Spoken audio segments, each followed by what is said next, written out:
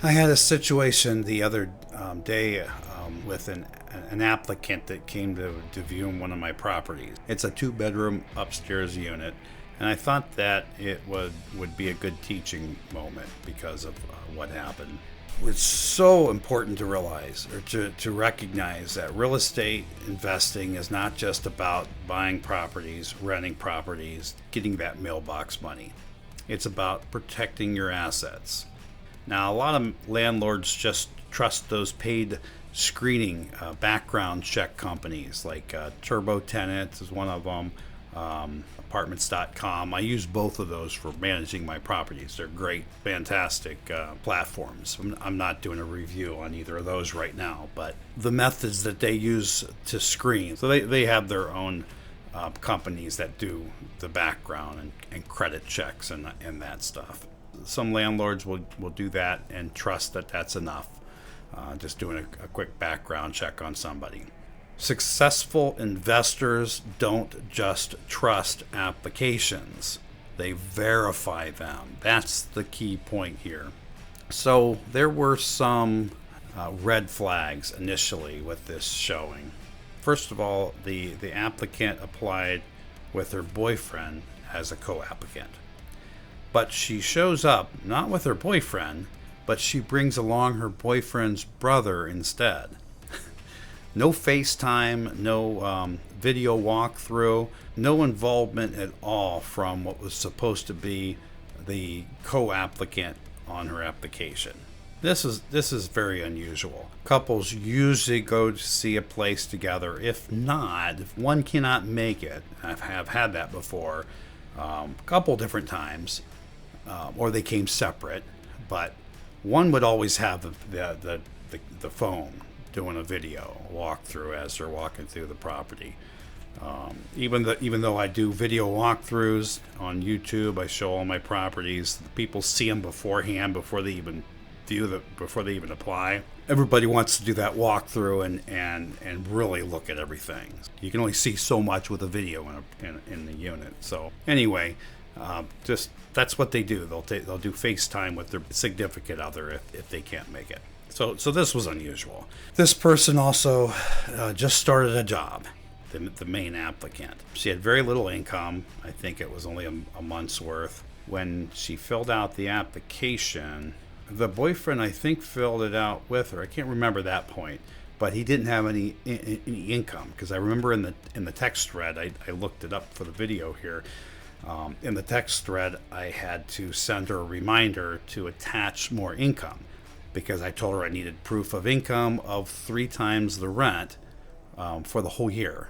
She has to show that she can afford that property, not just get a job that says she can afford it.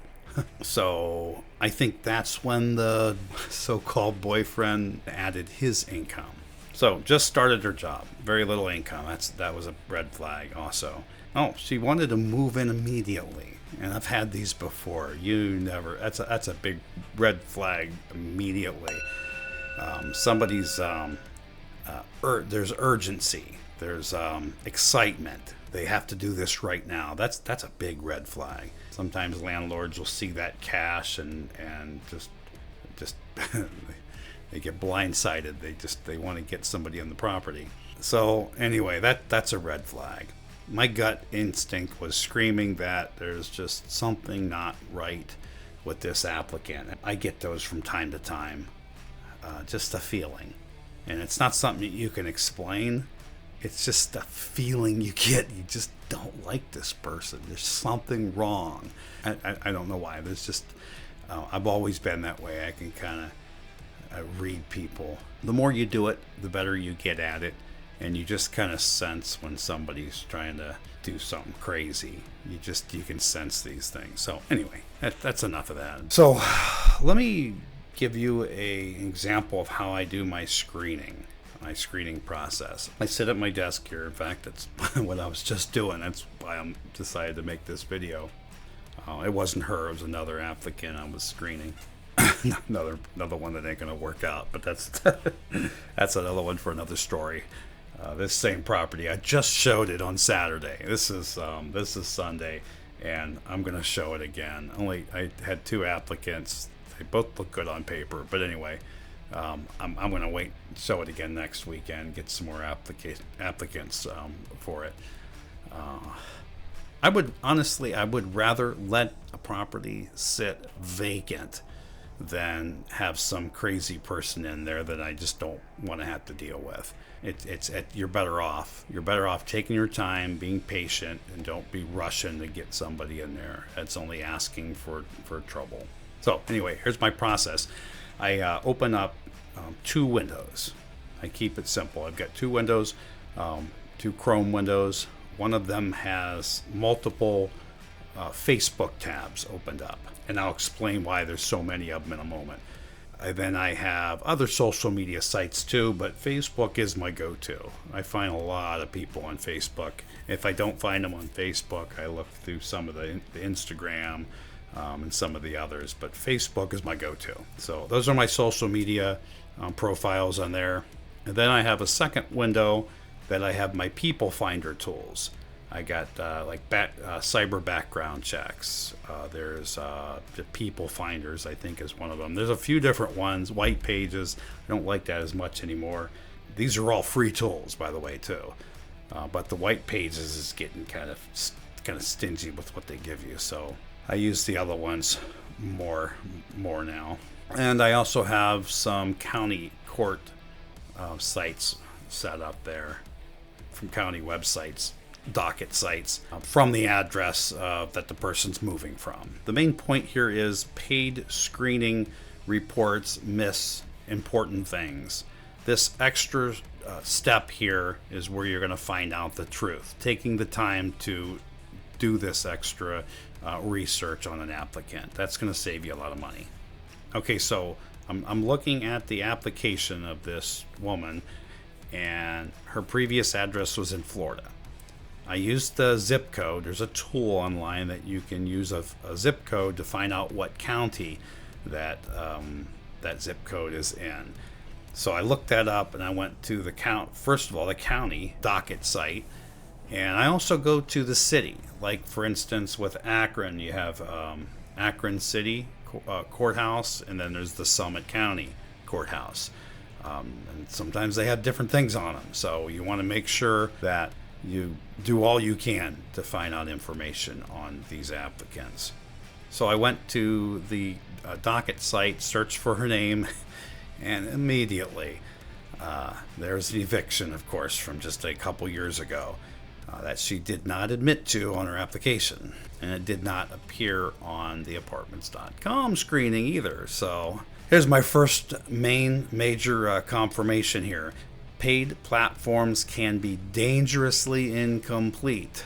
Don't ever think that you're getting all the information of that applicant. So now this led to the investigation of the boyfriend, because I couldn't find her on social media anywhere, and that happens.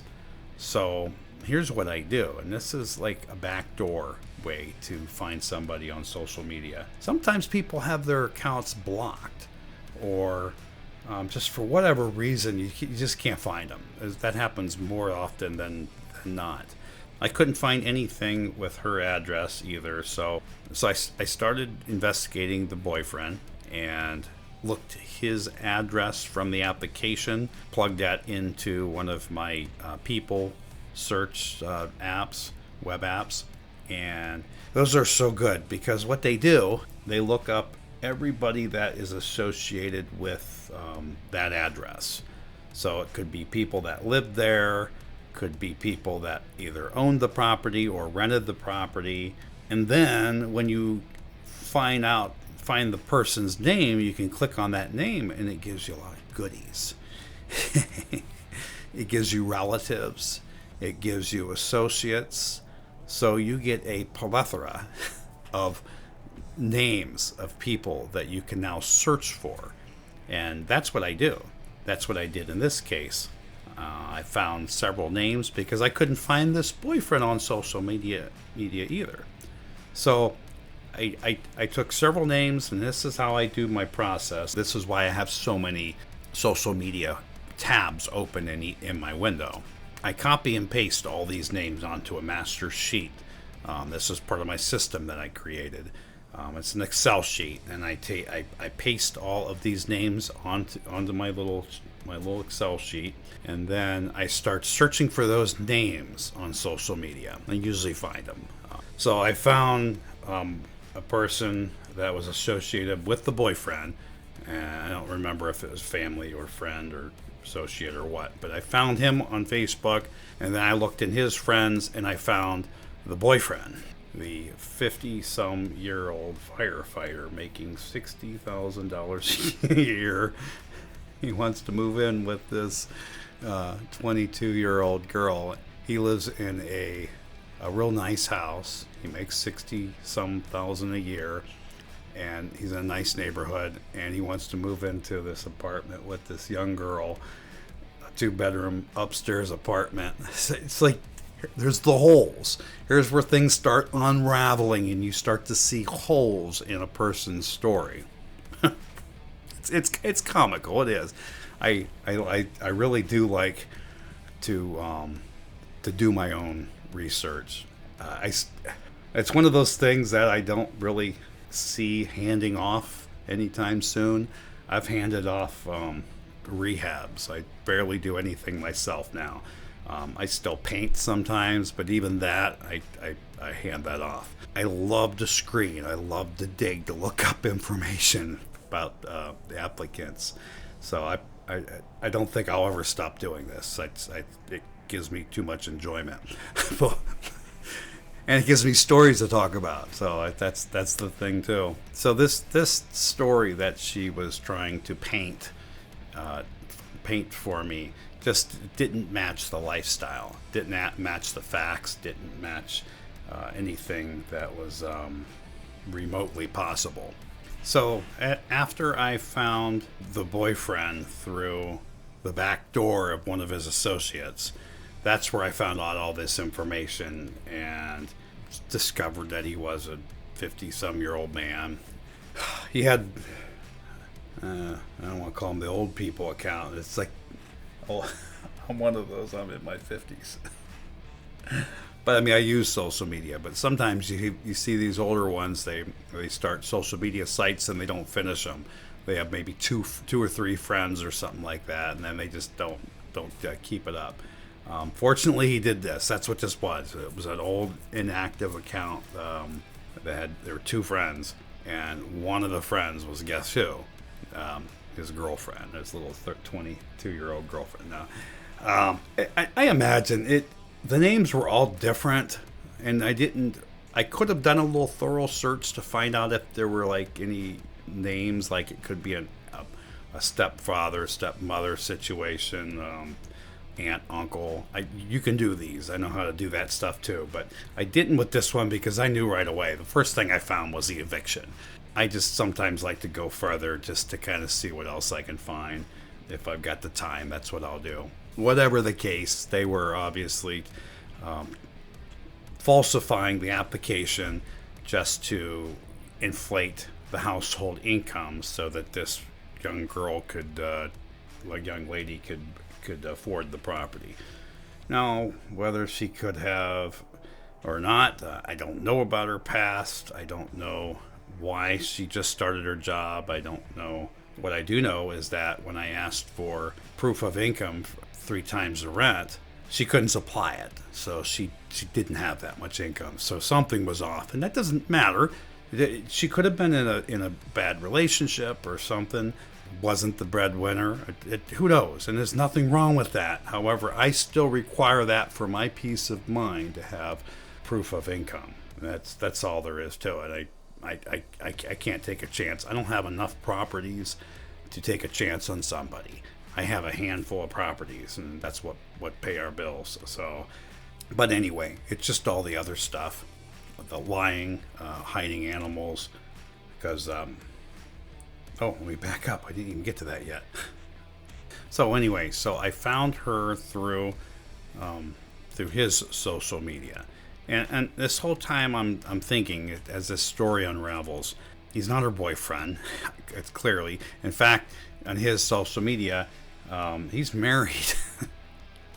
And that doesn't always mean anything today either, but this was clear it was clear exactly what they were trying to do here. It just makes the narrative makes absolutely no sense at all. So here's the lesson: you don't always find the truth by searching the applicant. Sometimes you got to you got to search people that are connected with that applicant. Finding names that are associated with the applicant. These are all very important things to do. So what's the lesson? Lesson is you don't always find the truth by just searching for the applicant. Sometimes you can't find everything that you need. Sometimes you can't find anything. So you want to find people that are associated with that applicant. And that's where you use the social media sites, the people finders and such like that. Sites like that will give you associates to search for. I actually have a system that I've created that helps me do this in a quick and efficient way. Now on to the pet situation. On her application, she claims no pets. Her social media reveals multiple dogs, pit bulls, fostering animals regularly in her home, photos of torn up couch that's all ripped up from the animals, and crap on the floor. I mean, you can see a lot of stuff when you really look up somebody's social media site. So yeah, that's just what I want. I got a nice tenant downstairs that actually has a dog, that's paying for the dog, the pet rent, did not try to hide it. I want somebody upstairs with a bunch of dogs running around, big huge pit bulls jumping around, stomping on the floor.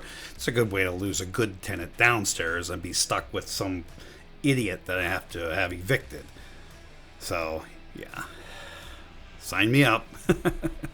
So what was my decision? Let me see. There's too many red flags. We've got the recent eviction. We've got false identity story. We've got income inconsistency. We've got hidden pets, animal fostering. Application was denied. No cliffhanger there. Time spent was a couple hours. It takes time to do this screening. Don't ever think it doesn't take time. It's not a quick process, but it saves thousands of dollars. You don't have to worry about getting somebody in there that you're going to have to evict. You're not going to have to worry about your house being torn up, having to do repairs, eviction costs, headaches, lost rent. You don't have to worry about those things. So you got to put forth the time and the effort to do this, though. So what's the point? What's the main lesson for investors? Paid screenings are not a safety net. They miss evictions, they miss other important things, they miss lies, they miss lifestyle evidence, they miss, or they only tell part of the story. They only tell the story of what the tenant wants you to see. That's what the application shows. It doesn't tell you what's real, unless they're being honest. I mean, if the tenant's honest, then everything's there. That's what the screening will tell you. Because I've done screenings before where immediately I'm like, yep, this is it, this is correct. I check it off, everything's fine. So real estate investing is not just about filling up your units and getting them quickly filled. Sometimes property managers do that. That's why that's another scary thing. A lot of times landlords will sign up for a property manager, and the property manager just wants quick money. They don't care what the owner has to pay to get that person out or to rehab the property afterwards, all the repairs. So they're just quick to get somebody in there. I'm not quick. I take my time. I have properties that stay vacant for a month or two sometimes before I get the right tenant back in there. I am absolutely fine with doing that. So anyway, it's not about filling units fast. It's about protecting your assets. And if something feels off during a screening of somebody or a showing, if something feels off, you want to dig. If something feels off, I should say, you want to dig. You want to find out why. If the story doesn't add up, well, neither will the rent payments. So trust your instincts. Your instincts are Your instincts are worth much more than any application or paid report that you can get from somebody. You don't want to hand over the keys until you know exactly who you're dealing with. Investors verify information. That's the most important thing to take out of this video. So I hope you liked this video. If you have, smash that like button. Hit the subscribe. That way you won't miss any future videos of the Compulsive Investor.